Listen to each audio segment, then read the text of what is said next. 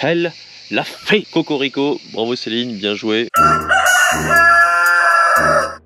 Evian Championship dans l'escarcelle, ça fait plaisir, c'était une performance incroyable. Donc si vous ne l'avez pas suivi, Céline Boutier, numéro 1 française, 15e joueuse mondiale qui va rentrer dans le top 10 mondial je pense, après une performance exceptionnelle, une masterclass comme on pourrait dire, à l'Evian Championship, le seul tournoi majeur de golf qui se déroule en France, l'un des 5 majeurs féminins, puisqu'il y en a 5, il y en a 4 chez les hommes mais 5 chez les femmes, depuis justement l'entrée d'Evian dans ce cercle fermé de tournois très coté. Céline qui a gagné donc le week-end dernier, hier plus exactement, l'Evian Championship, et avec la manière, vraiment avec la manière, 6 coups d'avance, moins 14 total, 6 coups d'avance sur la seconde Brooke Anderson et 7 coups sur les troisièmes. Et ensuite je parle même pas du reste du champ parce que elle a mis vraiment une volée. Si on va chercher dans le top 20, il n'y a pas tant de joueuses qui ont scoré bas sur ce tournoi. C'était un tournoi très difficile en termes de scoring. Evian, le parcours d'Evian s'est très bien défendu. Justement par rapport à ça, alors avant de commencer, donnez-moi votre avis en commentaire de la performance de Céline. Je pense que tout le monde est d'accord pour dire qu'elle a été exceptionnelle. Dites-moi aussi qu'est-ce que vous pensez de la joueuse qu'elle est. Est-ce que vous pensez qu'elle va aller très loin? Elle est déjà allée très loin, hein. C'est actuellement la meilleure joueuse de tous les temps en France. 3 victoires sur les LPGA, maintenant une victoire en majeur. Il n'y a pas mieux. Je pense en plus que c'est vraiment pas terminé, elle n'a même pas encore 30 ans, elle va avoir 30 ans à la fin de l'année et c'est l'âge vraiment où normalement les joueurs commencent à vraiment être très bons. C'est le pic de forme on va dire dans une carrière, à la fois physiquement mais aussi parce que l'expérience rentre en jeu à 30 ans et on se connaît mieux. Donc Céline rentre dans cette période-là, donc les prochaines années risquent d'être, je pense, très belles pour Céline. Dites-moi si vous pensez qu'elle va devenir numéro 1 mondial. Moi personnellement je pense qu'il y a des chances. Est-ce qu'elle va l'être? Je pense que oui, j'espère surtout que oui. Peut-être un peu chauvin mais j'espère que oui. Parce que numéro 1 mondial chez les femmes, même si c'est chez les femmes dans le golf, c'est du jamais vu. Donc ça serait quand même assez dingue et assez ouf pour le golf féminin français mais aussi pour le golf tout court français. Donc dis-moi tout ça en commentaire, petit like, ça m'aiderait bien. Abonnez-vous si ce n'est pas encore déjà fait et partagez la vidéo si elle vous plaît. Donc, performance exceptionnelle de Céline. On va rentrer un peu plus dans le détail de ce qui s'est passé ce week-end. Si jamais vous avez eu le tournoi, vous avez vu la même chose que moi, c'est-à-dire qu'elle a dominé de la tête et des épaules à partir du deuxième jour le tournoi. Premier jour, elle fait -5, elle est seconde derrière la leader en -7, elles sont 2 à -5 je crois. Donc déjà ça commence très bien. Elle avait fait une interview avant le tournoi où elle disait qu'elle se sentait très à l'aise sur le parcours d'Evian désormais, qu'elle était en forme aussi. Donc ça laissait présager les choses bien. Dès le premier jour, elle claque un -5. Donc là, nickel, on se dit, ah, ça c'est de bonne augure pour la suite. Le lendemain, des conditions vraiment difficiles. 74,07 je crois de moyenne de scoring sur la journée. Donc vraiment des conditions ventées, de la pluie, enfin bref, dégueu quoi. Peut-être des drapeaux aussi assez difficiles. Donc ça a vraiment mal scoré. Elle sort à -2, qui équivaut au -5 de la veille, hein, qui on prend en proportion des conditions météo et de jeu quoi. Donc elle devient leader. Donc à ce moment-là, pour le coup à -7 elle est leader, donc c'est la preuve que le parcours est quand même pas facile. Le troisième jour, en étant en position de leader, elle gère extrêmement bien mentalement, elle fait -4, elle passe à -11, elle accroît son avance à 4 coups, si je dis pas de bêtises. Et le dernier jour, donc hier, elle fait -3, elle termine à -14, elle termine avec 6 coups, elle accroît de nouveau son avance sur la deuxième. Donc une performance vraiment de la tête et des épaules très bien maîtrisée. Je dirais que ce qui m'a le plus impressionné en fait c'est un peu tous les aspects de son jeu. Quand on gagne avec 6 coups d'avance, c'est un tournoi majeur, c'est quand même une performance, je sais pas si vous vous rendez compte du truc, 6 coups dans le golf ça peut aller très vite, ça peut être ne serait-ce que 2 coups ratés qui emmènent à des valeurs limites, puis des trucs, ça fait 2 triples, ça ne peut être que 2 coups. Mais en réalité c'est pas 2 coups, c'est quand tu regardes la globalité du jeu de Céline sur le reste du champ, elle a clairement dominé les débats. À la fois techniquement, elle a très bien striké la balle, elle a très bien chippé, elle a très bien pété, elle a tout très bien fait. Je pense que si tu regardes les stats, il y a peut-être des joueuses qui ont été meilleures dans certains aspects du jeu, mais dans la globalité du jeu, elle a été au-dessus. Stratégiquement, elle a été parfaite. Elle a très bien maîtrisé ses effets pour aller chercher les drapeaux pile aux bons endroits avec toujours un petit peu de marge, juste ce qu'il faut pour pas la mettre en danger, au cas où les faits ne prennent pas ou prennent trop. Ou se mettre aux bons endroits pour rater du bon côté, pour se laisser des chips faciles afin de faire des chip-putts faciles plutôt que de galérer à essayer de faire un chip-putt en rentrant 5 mètres derrière, etc. Donc elle a extrêmement bien géré stratégiquement. Elle a toujours raté des bons côtés, ce qui fait qu'elle n'a jamais vraiment été en grosse difficulté. Il me semble qu'elle n'a pas perdu de balle non plus sur le tournoi, alors qu'Evian c'est un parcours galère, c'est-à-dire vu qu'il y a des dévers, etc. Il y a souvent les balles qui kick dans des endroits pas forcément bons. Donc il y a souvent un côté mort, un côté en vie à Evian. Elle a toujours raté des bons côtés, où elle avait toujours un shot derrière pour pouvoir soit attaquer le green, soit se mettre pas trop loin pour se laisser justement une approche ou un coup de wedge pas très compliqué. Donc elle a toujours finalement raté des bons côtés, presque toujours, hein. J'ai pas tous ses coups sur le tournoi, mais 99% de ses coups étaient bien pensés stratégiquement avec le bon effet, etc. Le bon choix de club aussi, donc bon travail du caddie avec elle sur ce tournoi-là, malgré le vent. Et mentalement, quoi. Mentalement, elle a été énorme. Je veux dire, elle avait déjà gagné l'Open de France il y a 2 ans, donc elle sait gagner devant son public. Elle avait déjà gagné 3 tournois sur le LPGA, donc elle sait gagner. D'autant plus que c'est pas une joueuse qui s'est souvent mise dans sa carrière en position de leader le 3e jour. Je crois même qu'à chaque fois qu'elle était en position de leader le 3e jour, si je dis pas de conneries, elle a à chaque fois gagné. Donc revenir de l'arrière, je crois que ça lui est arrivé une fois aussi, mais elle n'est pas habituée à être en haut des leaderboards tout le temps. C'est plutôt une joueuse qui est très régulière, qui construit ses scores. Elle va pas ramener un -9, puis un +1, puis un -8. Elle va plutôt faire 4 fois -4 pour gagner, quoi. Donc en réalité, c'est une joueuse qui construit sa partie, qui construit son tournoi, qui construit sa carrière aussi d'ailleurs. Elle est dans le contrôle, etc. Et là, ça s'est vu sur un parcours d'Evian où il faut être très pragmatique et presque scolaire si on veut bien jouer ce parcours. C'est pas un parcours qu'il faut agresser Evian, c'est un parcours qu'il faut respecter. Ce qui est assez dingue dans la performance de Céline, c'est qu'elle a rendu le parcours facile. Quand on regarde sa performance, on a la sensation que le parcours est facile.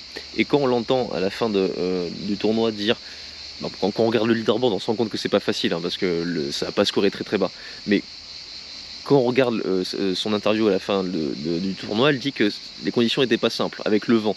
Et c'est vrai que quand on observe le vent dans les arbres et qu'on observe les arbres, on voit que ça souffle quand même pas mal. C'est pas énorme, c'est pas la tempête, mais c'est suffisant pour être très gênant lorsqu'on joue. Surtout sur un parcours comme Evian, où il y a des dévers, donc des lailles en pente, des greens avec pas mal de plateaux et de bosses, donc il faut trouver les bons spots.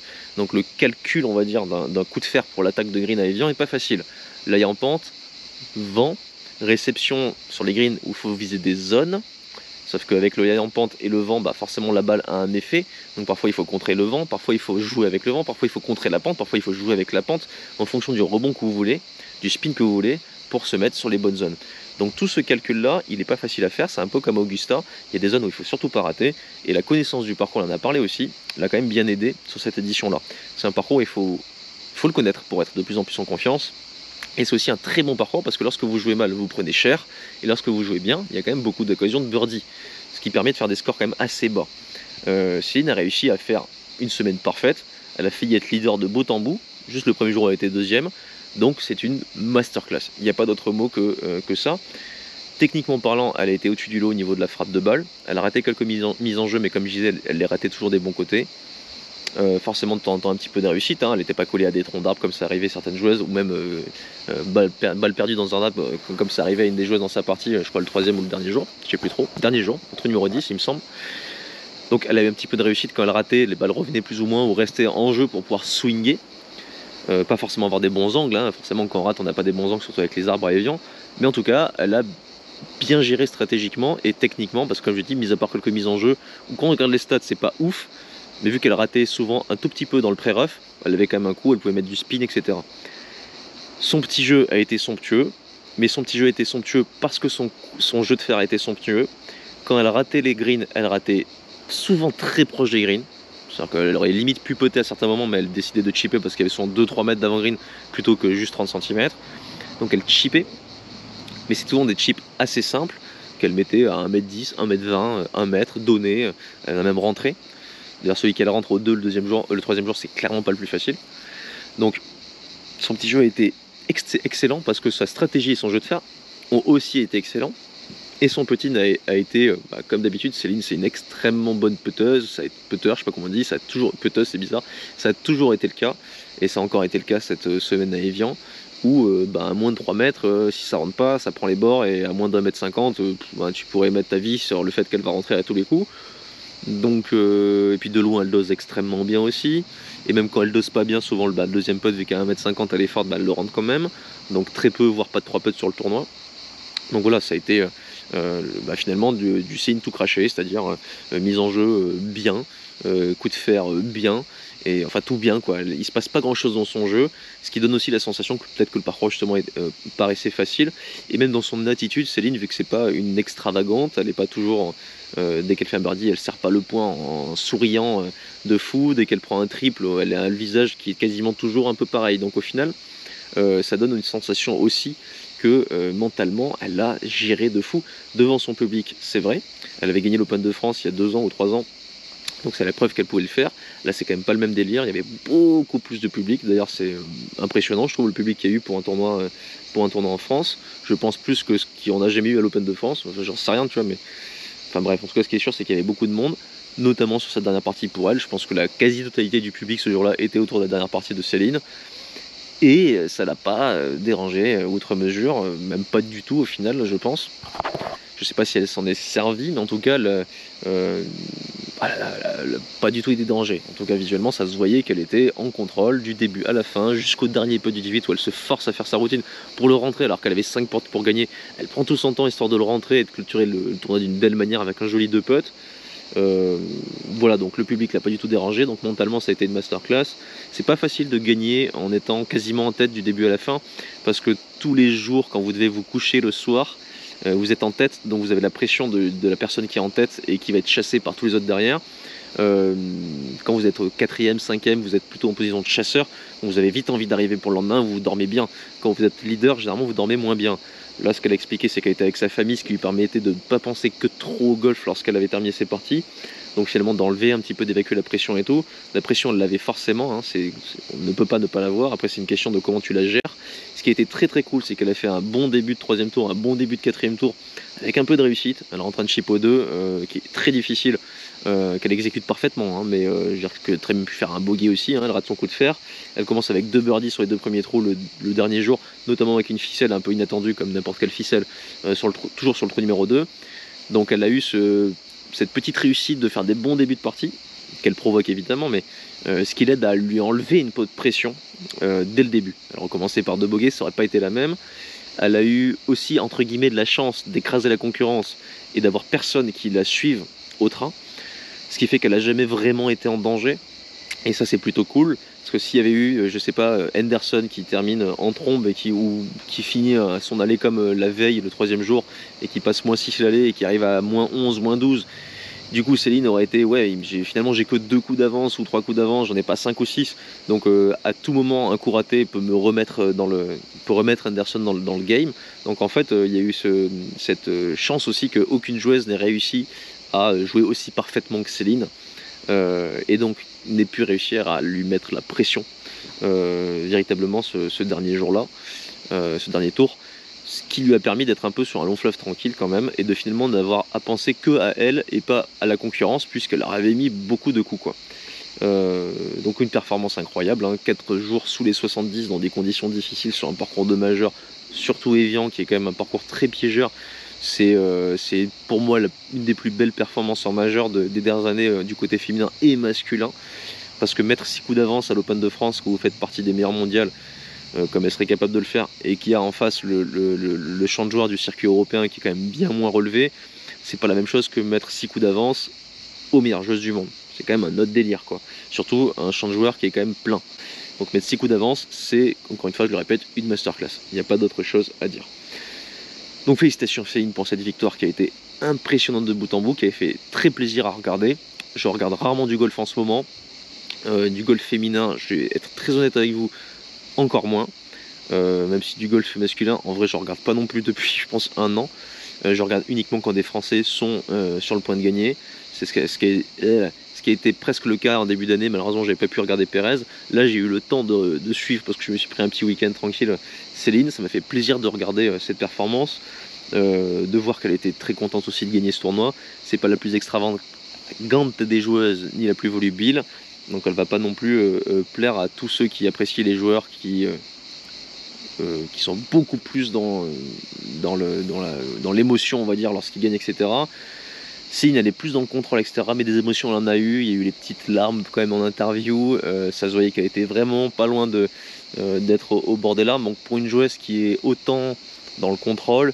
La voir un peu sortir de son contrôle, c'est la preuve qu'elle a quand même intérieurement vécu des trucs de fou, avec sa famille, avec le public et tout, assez dingue. J'ai trouvé sympathique aussi que d'autres joueuses, pas que françaises, viennent la féliciter avec du champagne aussi sur le green du 18. Il y a très peu de joueuses françaises qui jouent sur le LPGA, donc elle est quand même assez esselée, ça faut le savoir.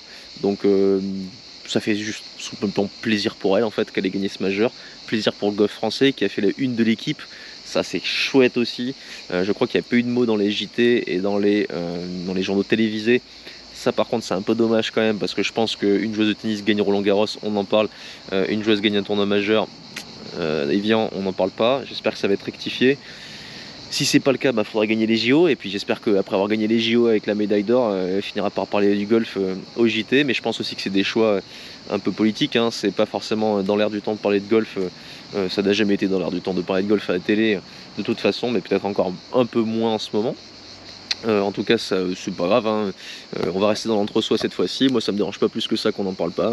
C'est pas grave. Le principal, c'est que ça fasse plaisir à l'intéresser, c'est-à-dire à Céline, et plaisir au golf français qui du coup, dans le cœur, sont très contents de cette victoire. J'espère que ça va mettre un petit coup de boost aussi au golf français, pas que féminin, pour avoir envie d'aller chercher un peu plus. On est souvent décrié au niveau des résultats, même entre nous, on se décrit nous-mêmes en mode résultat à très haut niveau. La preuve qu'on peut très bien jouer à très haut niveau même quand on est français, grâce à Céline qui va rentrer dans le top 10 mondial, qui vient de gagner un tournoi majeur. Certes c'est pas chez les hommes et je sais qu'il y a pas mal qui aimeraient que ça soit chez les hommes aussi, mais on va se contenter pour l'instant d'avoir un de nos représentants, et en l'occurrence une représentante dans les meilleures joueuses du monde. Il faut se rendre compte un petit peu de ce qu'elle fait, c'est extraordinaire. Voilà, c'est déjà très bien. La Solheim Cup va arriver, les JO l'année prochaine à Paris. Solheim Cup, on sait que Céline, elle fait toujours des ravages, surtout que c'est une joueuse de match-play assez dingue, du fait que elle rate tellement peu de coups que je pense qu'elle met le virus dans la tête de ses adversaires. Donc je me fais pas de souci qu'elle soit de nouveau encore une des leaders du groupe de Solheim Cup. Et je pense d'ailleurs que pour les JO aussi, elle sera attendue au tournant. Si elle peut ramener une médaille, ce serait vraiment très chouette. Et du coup, je pense que ça mettrait un peu plus de visibilité sur le golf que ce tournoi majeur, même si c'est plus difficile, je pense, de gagner un majeur que de ramener une médaille aux Jeux Olympiques, puisqu'en termes de concurrence, il y en a un petit peu moins. Et puis voilà, quoi dire d'autre, il me tarde de voir la suite de la carrière de Céline. Elle arrive à 30 ans bientôt. Comme je disais en début de vidéo, c'est l'âge où on a le pic de forme, à la fois parce que physiquement on est en forme, mais aussi parce que mentalement on arrive à régler les soucis ou les questions qu'on se pose lorsqu'on a dans la vingtaine. C'est un peu le cas de Pauline Roussin, j'ai l'impression, qui vient de rentrer sur le LPGA, qui était en pleine bourre, qui a un peu galéré, qui a quand même gagné il n'y a pas si longtemps sur le LET, mais qui a eu une petite perte de vitesse, comme ça a été le cas de Céline lorsqu'elle est arrivée sur le LPGA et qu'elle a fait sa transition amateur-pro, qui a été numéro mondial amateur, je rappelle, Céline, numéro 1 mondial, mais qui du coup dans sa transition pro a mis un tout petit peu plus de temps à se mettre dedans, d'à peu près 2 ans quoi on va dire, avant d'atteindre le niveau qu'on espérait d'elle. Pauline Roussin c'est un petit peu la même chose, mais c'est le cas je pense de tous les joueurs et joueuses qui débutent à très haut niveau très rapidement, et surtout qui sont jeunes. Et donc comme je disais, quand on arrive à 30 ans, on se connaît mieux, on a l'expérience, on a la capacité à mieux gérer certainement ses émotions, l'image qu'on rapporte, le pourquoi du comment de tout ce qui fait la vie. Donc il me tarde de voir Céline les prochaines années, parce que je pense que là elle est partie sur une bonne installation dans le top 10, voire dans le top 5, peut-être un jour je l'espère numéro 1 mondial, et peut-être je l'espère aussi plein d'autres victoires sur le LPGA et en majeur, pourquoi pas à Evian l'année prochaine aussi. Voilà, donc j'ai pas d'autre chose à dire. J'espère que cette petite vidéo résumée vous a plu. Si vous n'avez pas vu Céline en tournoi, je vous invite à aller regarder le petit résumé de tournoi que vous allez certainement pouvoir trouver sur internet, ou alors je sais plus comment on appelle ça, mais en gros la rediffusion, voilà, si vous la trouvez, parce que c'est intéressant de voir une joueuse française jouer aussi bien. Donc félicitations de nouveau à Céline. Cocorico, en commentaire n'oubliez pas s'il vous plaît de me dire ce que vous avez pensé de sa performance. Un petit like ça fait du bien, abonnez-vous comme d'hab à la chaîne si c'est pas encore déjà le cas, partagez la vidéo ça vous fait plaisir, à vos amis, la petite cloche de notif, et nous on se dit à très vite sur Piscine Golf. Salut, ciao. On le dit jamais aussi, mais félicitations à toute l'équipe qui l'entoure. Entraîneur, je connais pas son équipe, mais la victoire d'une joueuse et d'un joueur, certes c'est un sport individuel, mais c'est aussi quand même dû un petit peu à tout ce qui l'entoure. Donc bravo à tout son entourage.